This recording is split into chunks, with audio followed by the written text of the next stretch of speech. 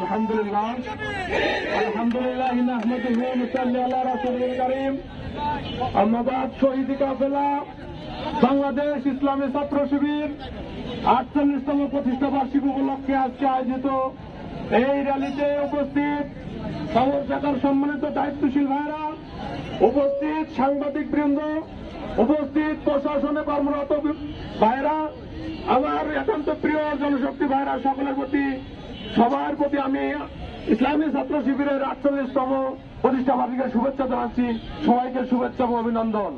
প্রিয় উপস্থিতি, আপনারা জানেন 1977 সালে ইসলামী ছাত্র শিবির প্রতিষ্ঠার পর থেকে এই জমিনে আল্লাহর জমিনে আল্লাহ দ্বীন প্রতিষ্ঠার কাজ করে যাচ্ছে। প্রিয় উপস্থিতি, আপনারা জানেন এই কাজ করতে যে 1977 সাল থেকে শুরু করে শহীদ আব্দুল মালেক ভাই থেকে শুরু করে তারা আমাদের অসংখ্য ভাইকে হত্যা করেছে। তারা আদর্শকে মোকাবেলা করতে না পেরে তারা আমাদের হত্যার দিকে ঠেলে দিয়েছে।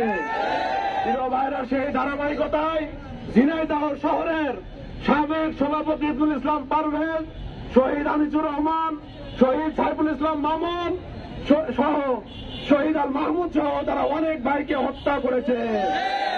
প্রিয় ভাইরা, তারা হত্যা করে মনে করেছিল ইসলামী ছাত্র শিবিরকে মুছে ফেলে দেবে, তারা পারেনি।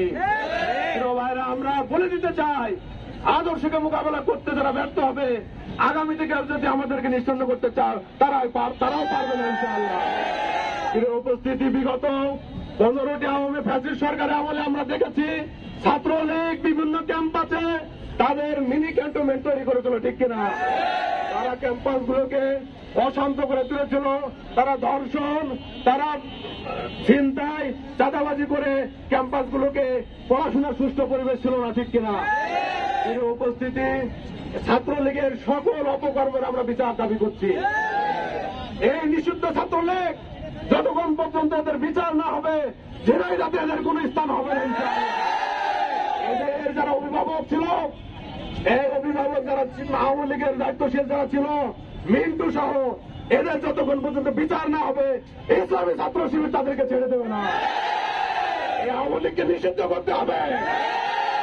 তারা জুলাই আন্দোলন ছাত্রদেরকে নির্বিচারে পুলিশ করে হত্যা করেছে, তাদেরকে নিষিদ্ধ না করা পর্যন্ত ইসলামী ছাত্র শিবির এই আন্দোলন চালিয়ে যাবে ইনশাআল্লাহ। উপস্থিতি, সর্বশেষ আমি সকলকে ধন্যবাদ জানাচ্ছি।